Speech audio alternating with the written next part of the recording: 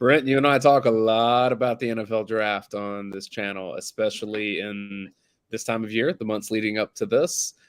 We saw what happened with Georgia in the NFL draft, and so we're here to tell you which Bulldogs that are going to play for Georgia's 2023 team are going to be Philadelphia Eagles next year. And we're looking ahead to 2024 and just kind of chatting about this. The film don't lie, but we kind of do because we don't have video for you in this episode. But we're both draft nerds. We like seeing where this goes. Our first projections ahead to Georgia's class, and I know you like looking at this from a history perspective based on what Georgia's done the last 2 years as well. Yeah, you think about it, 15, and then another double-digit class. Looking at it right now, I feel pretty confident that they're going to have another double-digit class in 2024.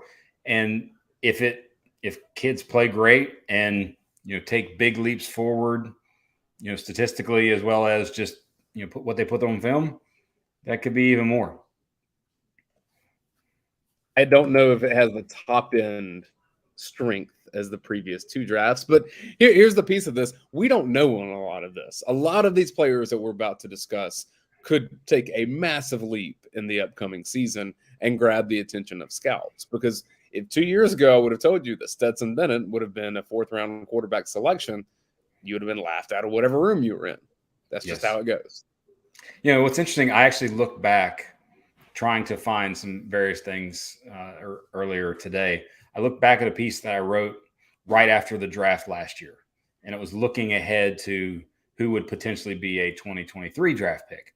And under Stetson, I put, unless he takes a leap forward, another big leap forward, he's likely going to be at the very end of the draft / undrafted free agent.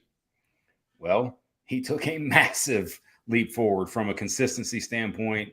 I mean, even I think he changed his body, his throwing mechanics, like all that stuff can happen in one off season. And this list, I think there are a few who could jump up, have significant jumps on this list. And that is a big list right there.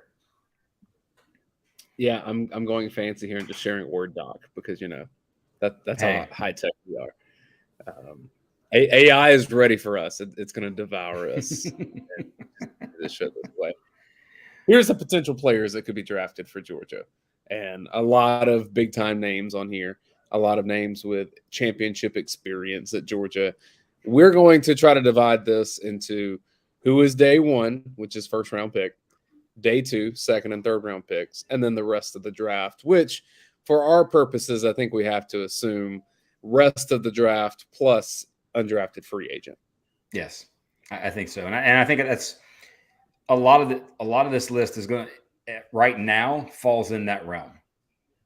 It's the, what have you done for me lately? What are you putting on tape?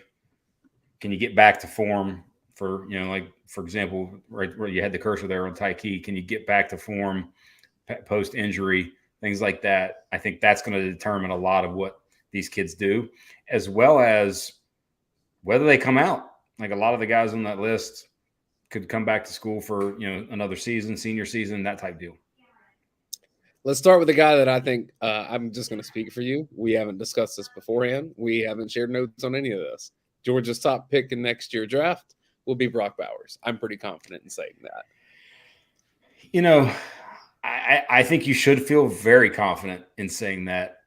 The only but that I would put in there is, how the draft it gets, I guess, overzealous with the picking kids apart. And I think there might be some overzealous picking him apart that, hey, so much of what he does is after the catch.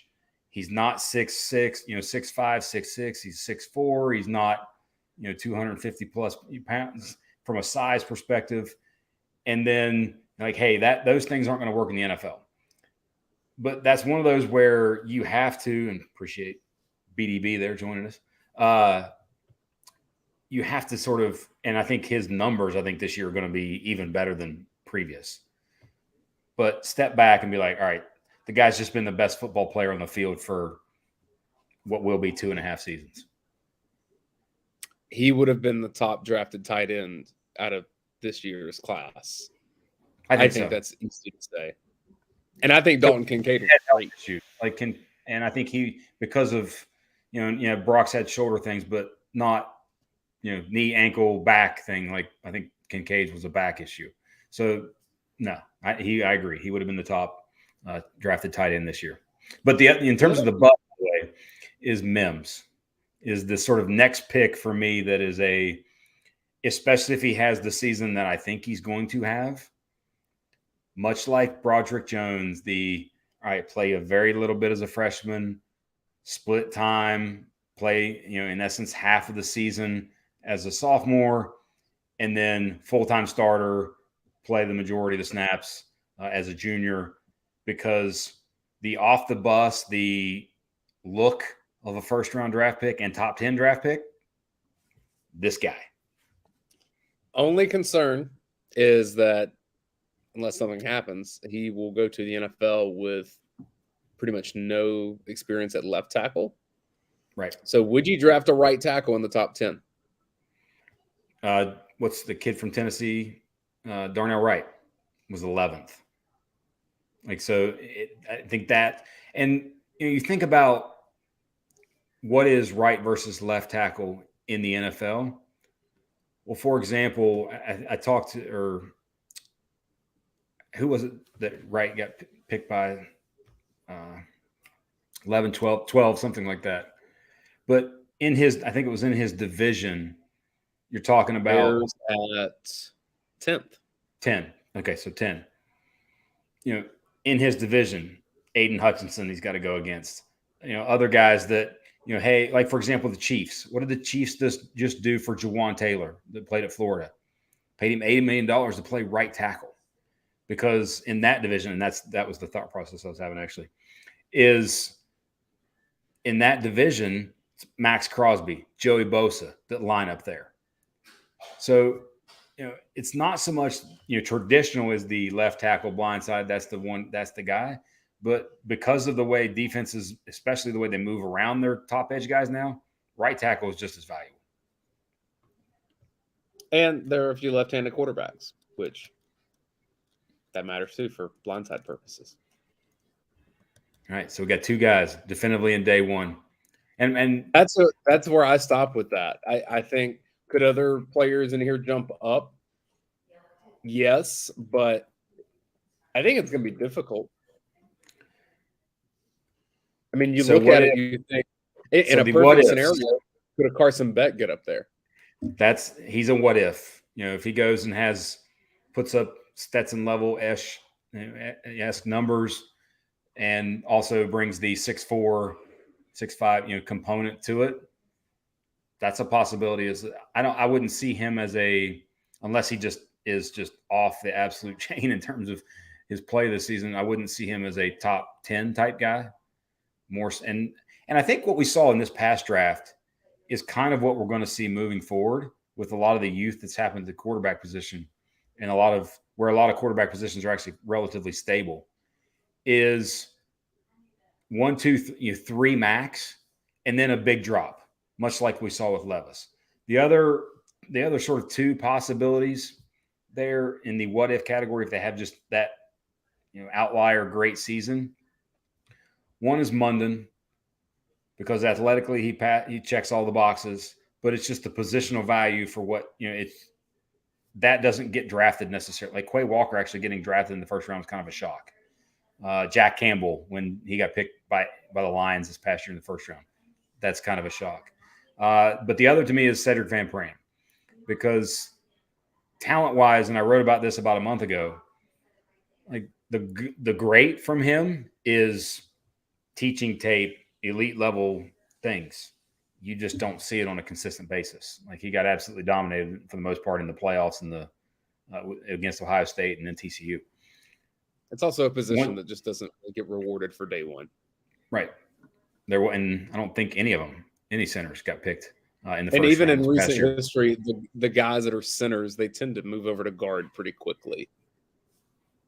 I think of, was it Cesar Ruiz from Michigan? He played some center, and he's a guard with the Saints now. Yes. Here's a good question. Jack White, no Javon Bullard in day one. My brain went to two defensive backs that if all things aligned, Kamari Lassiter and Javon Bullard could find their way up there. I think Bullard may have a bit of a struggle with some of the measurables, because here's one thing with the draft we should preface with all of this. If you go over to Georgia's practice facility right now, they have the minimum numbers needed to be drafted on a lot of different criteria. Some of it's weight, how much can you pull, how much can you lift, how much can you do all those things, how fast do you need to be, what does your body weight and composition need to be? Like, there's all these different measurables that if you just want to get sniffed in the NFL Combine, these are the things that you have to have at minimum. And I think Bullard's going to be undersized. Now, I think he's a great player. I think he'll be a really good NFL player. I don't think the NFL Combine process is going to be something that rewards him. And it's one where, what does he play the majority? Where does he play the majority of his snaps this season? Does he play him at safety? Does he play him in the slot? Does he kind of mix and match with both?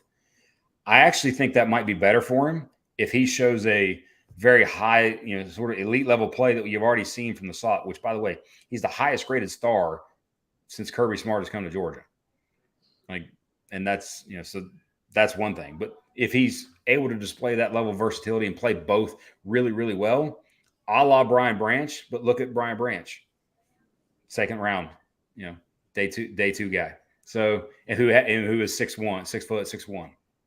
So yeah, I agree. He's a day two, and probably teams are going to see him primarily as a slot guy. Well, let's go ahead. But and he can also return. By the way, I think this will be his third year, right? Yeah. And a lot of these guys will return. This is not going to be Georgia's NFL class. These are just the eligible guys as we see it. I think Javon Bullard's day two. I think Kamari Lassiter is as well. I think Lassiter may be one that the combine process and the pro day processes, I think it probably is going to help him. Yeah. I like his moves, and I think he's really fast. He will the off the bus stuff. Now they'll go back and they'll look at, they'll be starting to watch Marvin Harrison tape, and they'll see some of the things that Marvin Harrison did to him in the game against Ohio State. But then they're like, oh, he might actually be the best player overall in the entire draft. That's Marvin Harrison. Yeah, he's a different level. I was actually thinking about it.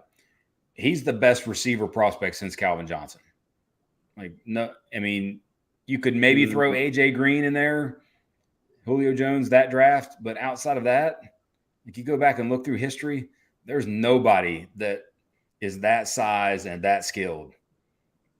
AJ Green's, in terms of the size comp, Julio's a little different, but Harrison Jr. is going to be a top 3 pick. Now he's the first non-quarterback. Receivers that were drafted early like that.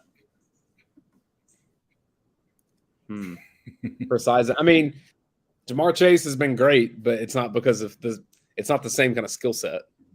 Right. And he's not 6'4" like Harrison is. Yeah. Harrison's 6'4", but he moves like he's 5'11". But anyway, back to our list here. we digress. Potential day two players. Actually, I just thought of one that's not even on our list here. I think Arian Smith could find himself being in that conversation. I honestly didn't. I know when I initially I had put a lot of this list on the event earlier, I didn't necessarily include him because if he has a great year, and you think about it, what's a great year going to look like for him?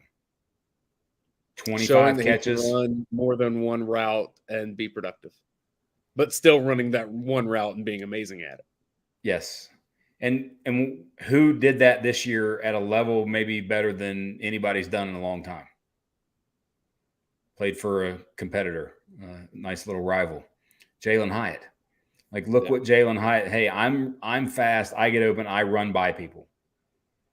And the NFL, and I think that was a very interesting sort of clump where the Tennessee guys got taken together, Hooker, Hyatt, and then Tillman. Those guys going in the third round. So different.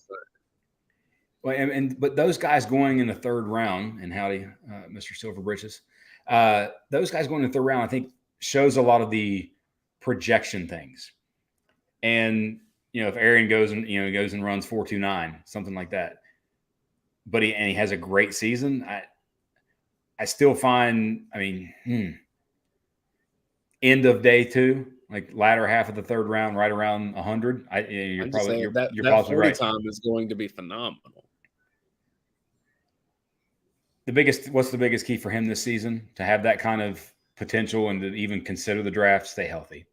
Like he's again got to go play an entire 14 or 15 game season. I'm with you on Munden. I think Munden's probably a day 2 He's guy. a day 2 guy. He's going to test off the charts. Good. I mean, Kirby Smart said last year he's one of the best athletes he's ever coached, and Kirby's coached some of the best. Another who could, I think, is right now a late day 2 and might even work himself into a late day 1, early day 2 is Nazir Stackhouse. What he's done as a run defender, like if you look back or you look at sort of this season coming up, and one of the things that we always kind of do over the summer is the highest graded returning players do a lot of sort of individual player breakdowns. He's up there in terms of returning guys from the defense. It's Bullard and then him in terms of overall PFF grade.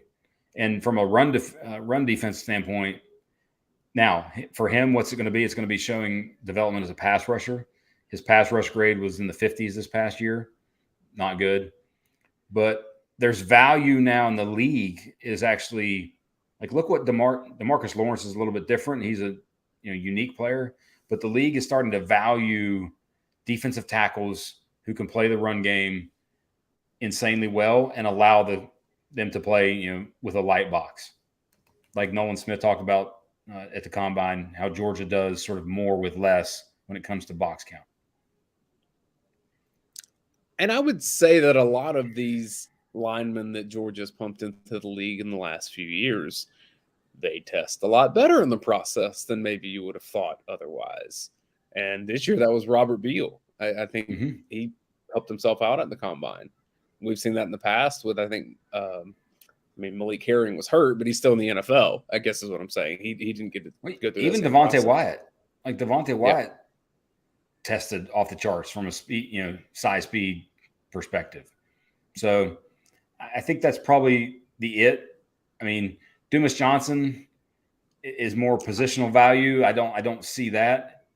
And I see him as somebody who comes back potentially, but you never know. All right. Can I route the discussion to one of my favorite guys? Route away. McConkey.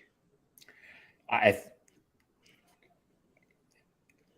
think I made this in terms of text exchange during the draft. I mean, Stetson is basically going and playing with Ladd McConkey version 1.0, the original, the OG Ladd, and that's Cooper Kupp. And that guy gets paid and has got gets big money in the league. And I think Ladd is almost – I haven't looked back at what Cooper Kupp tested from a 40 perspective, but my guess is that Ladd from a measurement and testing perspective will be very similar to him. He was drafted in the 3rd round. A highly productive play. I could see that. My only concern with Ladd is the medical, because he plays through so many more injuries than I think people even realized. And I hope his body will be in proper shape to take advantage of those drills, because he's an incredible athlete. Well, it's much like Darnell, right? Because, why, they kept hearing, why did Darnell, well, it's a knee thing. Well, it was a knee thing that didn't prevent him from playing 15 games. Like he played the entire season, but that's where docs are looking at it from a long-term perspective, and there might be something there. But I would actually agree to put him in the day 2 category. That makes my heart happy. I also think Van Pran is somebody who will find himself in that top 100 realm, because I think he's going to take a leap forward this year in his play. And I also think that he will test well. And he's one who, much like Nolan Smith, like teams will fall in love with the instant they talk to and interact with him. The only other one, because we discussed Beck, There is a scenario where Kendall Milton has a phenomenal season. New coordinator, Stays healthy. Experienced center of the offensive line. He stays healthy. He's a really good player. He'll test well at the combine. Big body, but pretty good speed. It's all going to come down to his 40 time. What can he get that to? Because if he runs high 4.5s, then there's no way. But if he's in the 4.4s, I think he's much like Zamir White. Yeah, much like Zamir White. I think Zamir was in the 4th round, if I remember right. Raiders. The other sort, what's interesting about one of the players on this list, or actually, if you look at sort of size speed things, we might have the wrong sort of X receiver. Love it. Well, no, Thomas. How you going? Right. Because you said no. I was still thinking flat guy. Because of the size speed stuff, but I don't think the speed thing's for him. And then our most recent commenter here, Master MJ 911, love it. Like that guy's the thing that's going to be interesting with all those receivers. Ladd has shown definitively to have the production part. Arian, you're looking at more based upon a skill set, but both with Arian, Lovett, Thomas. I'm thinking Al Davis is going to rise from the grave and get that 40 time. That's what's going to happen. Very true. But with Lovett, Thomas, like all these guys, it depends on. I think there's going to have to be a level of production that at least gets them looked at in that realm. I don't know. I think Thomas, at least from what we broke it down, you can search on this YouTube channel, our Raw Thomas video breakdown from when he transferred to Georgia. There are enough holes on his game tape. I think he's got a long way to go in terms of what teams will see when they flip on Georgia's tape. And I just don't think he'll get that many targets, frankly, this season. Yeah. And Lovett doesn't necessarily check he's a true slot.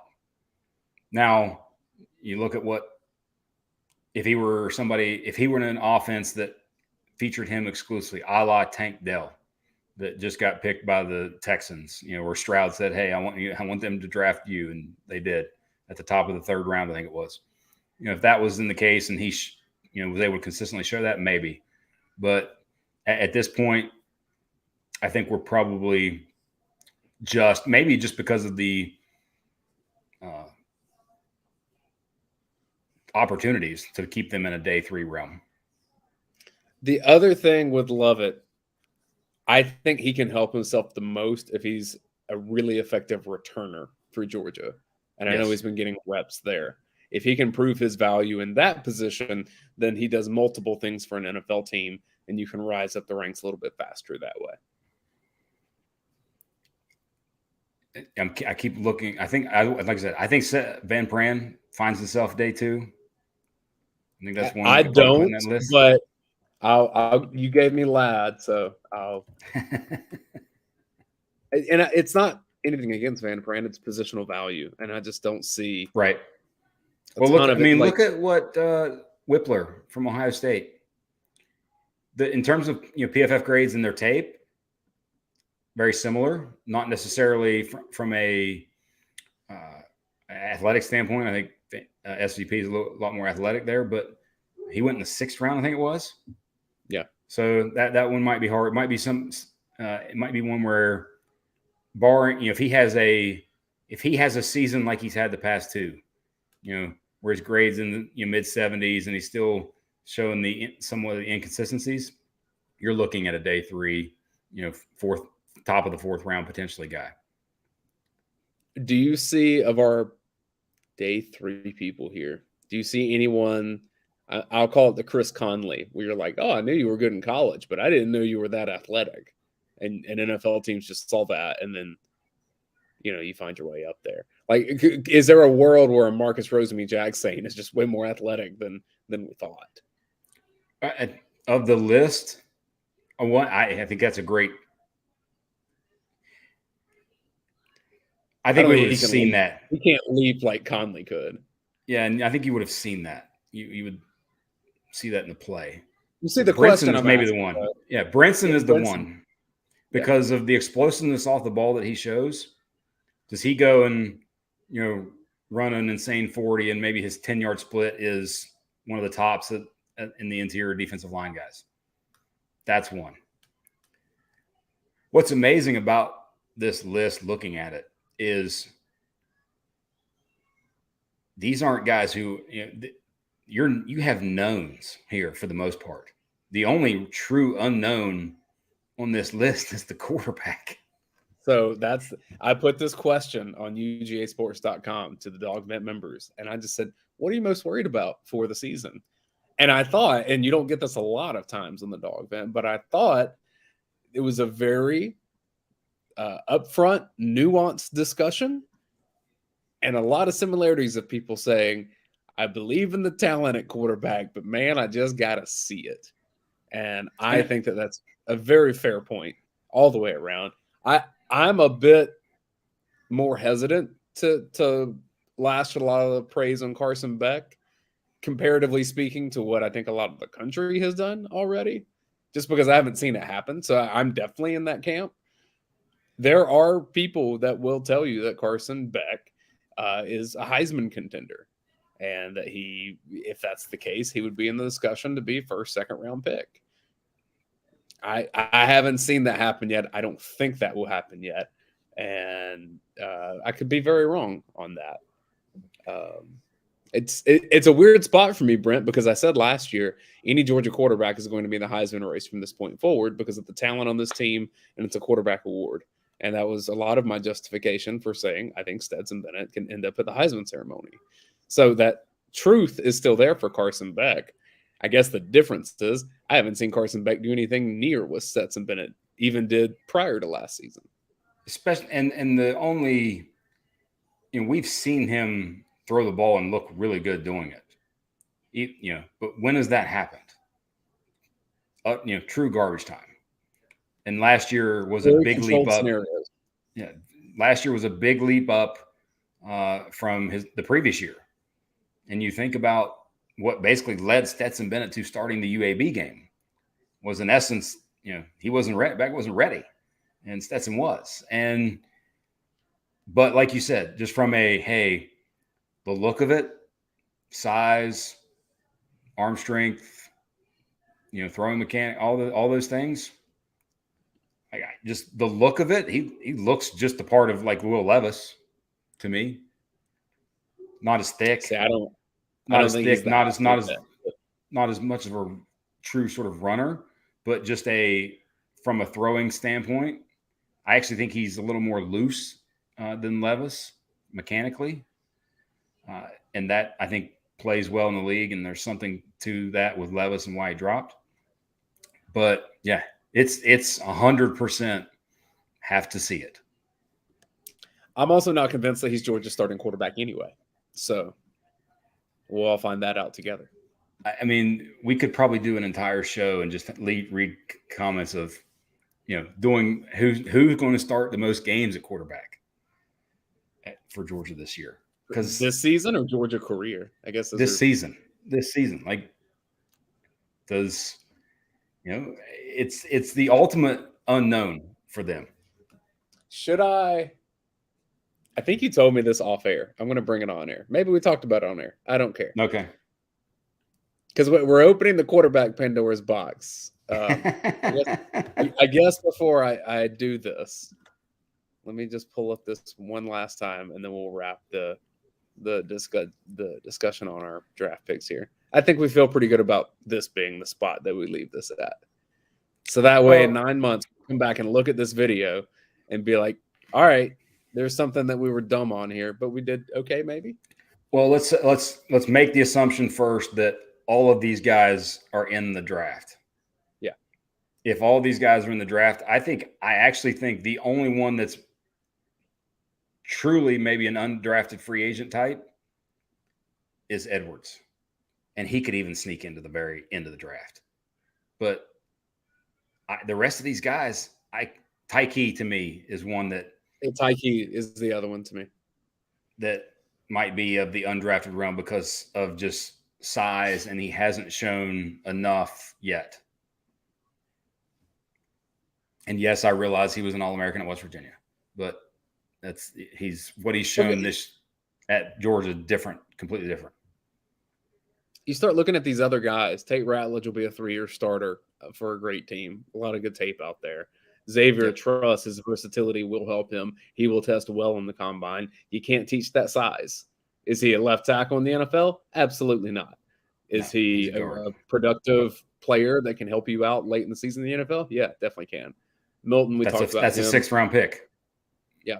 Edwards, same thing. His 40 time is probably not going to be the greatest.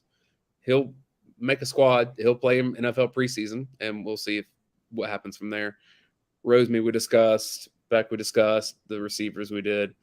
By the way, if you ask me to pick which of this remaining list has the longest NFL career, there to me is one clear answer. One clear answer of what we have left. Longest career. Yep. I'm not even going to hazard a guess. Rosemary Jack-Saint. That dude, to me, is going to have a 10-year career in the NFL by being solid everywhere and a special teams beast. Feels like a bear. Feels like a Chicago Bear. I mean, doesn't Jason Stanley still in the league at this point? So I hope so. I think he is. His mother's I do special teams for the NFL. I pay attention to numbers more so than names. That's for sure. All right, we'll wrap it at that. I still think Brock Bowers most likely be first overall pick. We'll see. Tight end economy helps now. That's a valued position. He'll test well there. What's amazing about our list, if our list happens, and by the way, in terms of the day 2 part, Beck might have a great year, hop up into day 2, somebody else kind of falls off. That's 9. That's the number they had when they had 15. They had 9 guys in the first 3 rounds. That's insanity. If Beck jumped up in that draft to be in the first round discussion, what I want you to realize is that we'll be with Caleb Williams, that will be with Drake May. Not all the quarterbacks hit. Just go back over year to year. You can already do this like 2 years out now. Like you can look at Zach Wilson and say, that didn't work out. And so odds are Beck would be the one among that crew that probably by the way, for Georgia's sake, if he has that kind of year, there's going to be a lot of happy fans. Georgia's going to win another title. Yes, I totally agree with you there. But I'm just saying that like Caleb Williams is as close to a no doubt NFL star as you're top 2 guy. Yeah, him and May. Yes. Him, May, and Harrison Jr. May is pretty darn close to that. All the tackle from Notre Dame, the tackle from Penn State. And I think I heard Daniel Jeremiah say this, and I'm mad that I didn't sort of steal it initially. But we talked about this leading up to the draft, that I thought this draft was kind of a meh draft where you'd see just a lot of quality, just good, solid NFL players. But Daniel Jeremiah was talking about how that this year's draft was getting starters. Next year's draft is getting stars. Yeah. And I think that's very true. Because if those 2 quarterbacks are in this year's draft, does Bryce Young go number 1 overall? I doubt it. It's probably Caleb 1, and then it depends on fit and workouts and stuff from there. But I could see Young going over May. Athletically, probably shouldn't, but just in terms of wow throws and consistency. Caleb is going to be the number 1 pick in the next year's draft. Barring some injury or something. Or just crazed evaluator that says, well, and May might have that kind of year. Who knows? But I still think it is because if he's healthy, he's going to put up beyond Heisman level stats. In that, here's the scenario you tossed to me, and I don't remember if it was on air or not. So whatever. And I hope it was you that told me this. Otherwise, look, we both work in higher education, and it's May, so this is our college football playoff time. Jim Harbaugh at Michigan last season, when he out the gate, especially with a lighter schedule, Quarterback A starts game 1, quarterback B starts game 2, and then we'll reassess after that. And it was pretty much universally mocked in college football, saying that is really weird and funky. How do you do this way? And then, of course, you see, McCarthy gets the gig. McNamara transfers out. That's where they stood the rest of the season. Went to the college football playoff. Worked out for them. Was it you that told me that scenario for Georgia might make some sense? Yes, it was me. It was 100% me. I think I may even put it on the vent at some point. But you're going to have to play them both. Unless there is one is completely head and shoulders beyond the other. And obviously we're not going to know that, or even those innermost thoughts, you're not going to, even if they think that already, you're not going to know that. And the hard part is the schedule, because it's not necessarily going to matter. But I think you'll be able to tell. But I do think both of them play, especially in the first half of the first couple games. And do they do the whole, hey, this is your game and then that's your game? I don't see that. That's a little too different from what Kirby has historically been. But it's going to be fun to watch. The other thing I'll remind people is that it's going to be a lot for good for Film Don't Lie, by the way. For quarterback battles at Georgia, it has rarely been clean and easy under Kirby. The Eason Fromm thing, I get that. I get what happened. 2019 was really the only year where it's like that we have one guy. Fromm Fields was managed in a very funky way. Well, and for me, Eason Fromm was easy. I watched one series of Eason play the first game against App State and said he's not the quarterback. Because there were things that he was doing in that first series where you're just like, okay, you didn't get any better. You're going to have the same inconsistencies. And Fromm the hard part about that is he had the better arm, the stronger arm over Fromm. But that was where his advantage stopped. That was it. Mm-hmm. Very true. I don't know. I'm intrigued to see it. I wish I would have got to have seen more, seen some practice stuff in the spring. I usually get a chance to. I didn't this year. But it's going to be fun to watch. And I'm just as much intrigued to see the wrinkles they have offensively. And we talked about this after the G-Day, when we did the G-Day sort of reaction. There's little things that they did in the G-Day where it's like, okay, that's different. How they used Lovett in double wing type scenarios, like those kind of things. I'm intrigued to see with this year in this offense more than anything. The other thing to me, and it's the reason we keep saying, like, it's unlikely, but Gunnar Stockton is still available, just because after that season where it was Dwan Mathis and Stetson Bennett and then JT Daniels. Like, you played 3. You just never know. You really don't. And we saw this last season. If your quarterback stays healthy, then you need one quarterback, right? When your quarterback gets hurt, you might need 4. And if you didn't have a quarterback to start with, if you have 3, you don't have 1. 3. If you get to one of them being available and the other 2 not, then you got some problems. Because then you're seeing, which of my guys did Wildcat in a previous life. But we veered into that tangent world. That's when Brock Bowers is taking snaps. Yes, very true. And he'd probably be great at it. First round pick, Heisman. I do think, though, sort of, I guess, maybe trying to wrap a bow on our that's headline, how he becomes the topic of the day. I think they go third straight year, double-digit guys getting picked. Yeah, I feel pretty confident that is going to happen, and we're gonna look back 5, 10, 15 years from now and be like, that run of that talent was ridiculous. All right. Most likely to be the third first rounder then. If someone jumps up into the third, we both agree Bowers and Mims. You pick one player that would jump up there and be a late first round pick.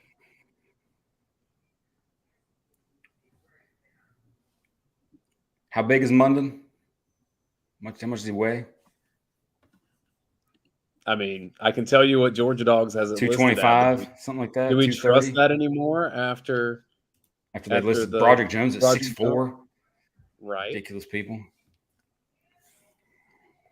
Smile Munden. Smile Munden Jr., I should add. The only one for me is it's Bullard.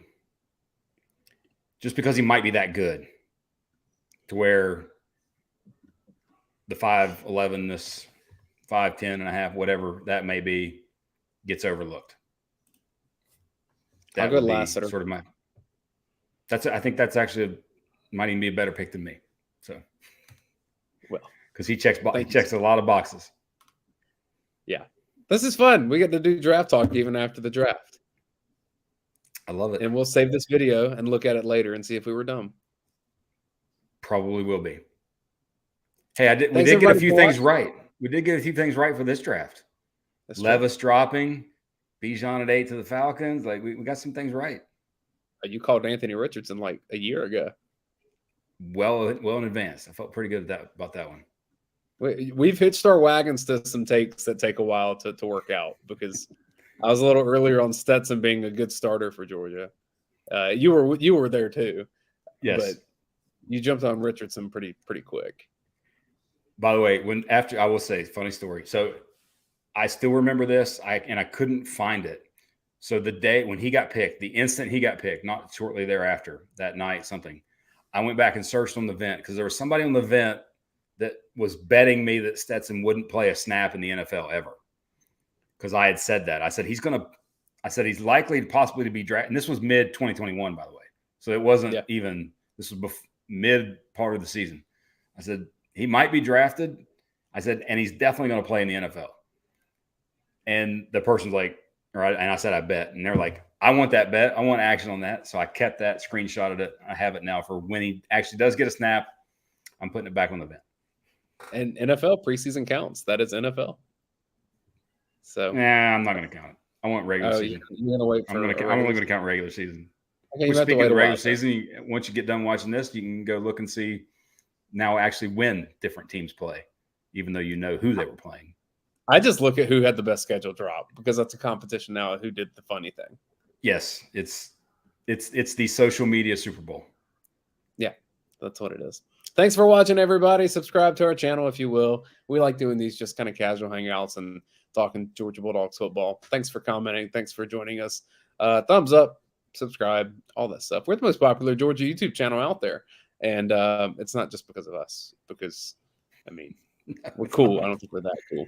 No, but we have a good team.